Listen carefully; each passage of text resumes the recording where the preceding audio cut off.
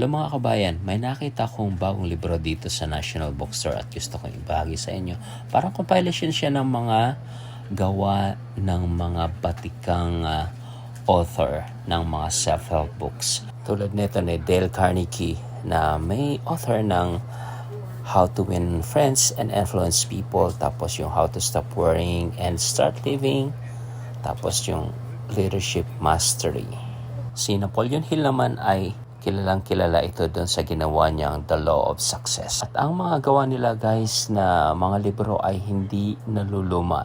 Nagpapalit-palit lang siya ng mga cover pero hindi siya nawawala sa mga bookstore. Kasi yung mga topic nila ay laging napapanahon. Mapa financial man ito, emotional at spiritual. Kasama na dyan yung pakikipagkapwa o pakikitungo sa mga tao sa trabaho man yan, sa pamilya at sa negosyo.